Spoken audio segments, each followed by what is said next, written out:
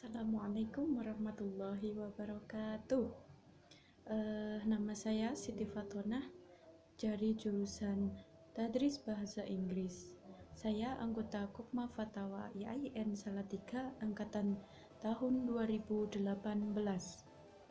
Baik, saya akan menjelaskan tentang alur pendirian dan legalitas koperasi. Pendirian didasari oleh kesamaan kebutuhan sosial dan kepentingan para calon anggota.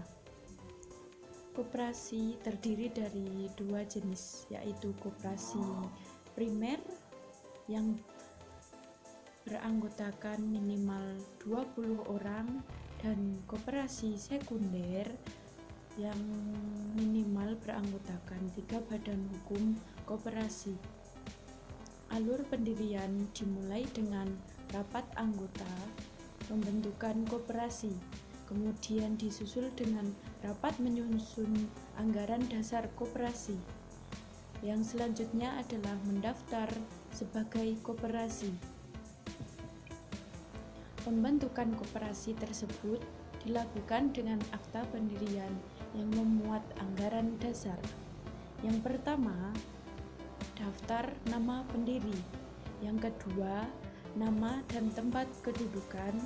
Yang ketiga, maksud dan tujuan serta bidang usaha.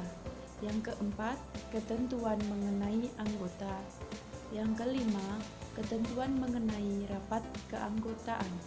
Yang keenam, ketentuan mengenai pengelolaan.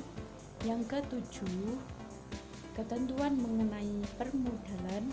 Yang kedelapan, ketentuan mengenai jangka waktu berdirinya. Yang kesembilan, ketentuan mengenai pembagian sisa hasil usaha. Yang kesepuluh, ketentuan mengenai sanksi. Prakoperasi, koperasi yang belum berbadan hukum disebut prakoperasi. Pengelolaan prakoperasi dimaksud untuk memantapkan aspek kelembagaan, administrasi organisasi, akuntansi koperasi, peningkatan kinerja usaha koperasi, dan aspek permodalan. Pengelolaan prakoperasi diharapkan dalam 1-2 tahun dengan melihat aspek perkembangan koperasi. Proses pengajuan Badan Hukum Koperasi diatur dalam Permenkumham Nomor 14 Tahun 2019 tentang pengesahan koperasi. Yang pertama, tahap permohonan nama koperasi. Yang kedua, tahap permohonan pengesahan akta pendirian koperasi.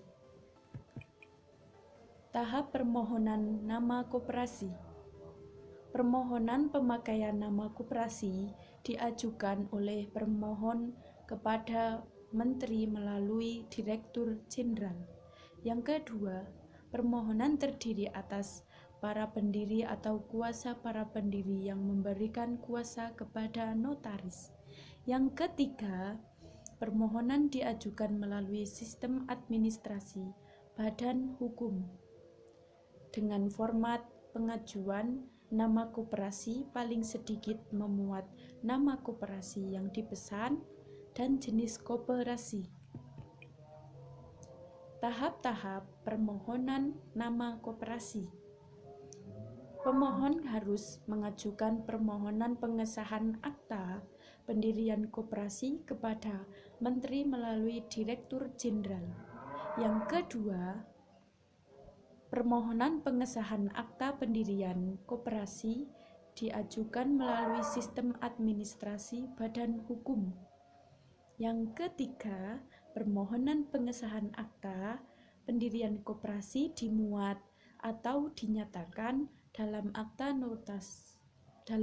notaris dalam bahasa Indonesia. Yang terakhir, permohonan pengesahan akta pendirian koperasi harus diajukan dalam jangka waktu paling lama 60 hari terhitung sejak tanggal akta pendirian telah ditandatangani. Dokumen pendukung. Yang pertama, Minuta Akta Pendirian Koperasi beserta berkas pendukung akta. Berita acara rapat pendirian koperasi termasuk pemberian kuasa untuk mengajukan permohonan pengesahan. Yang ketiga, surat bukti penyetoran modal paling sedikit sebesar simpanan pokok serta dapat ditambah simpanan wajib dan hibah. Yang terakhir, rencana kerja koperasi. Baik, itu saja yang dapat saya sampaikan. Itulah beberapa alur pendirian koperasi di Indonesia.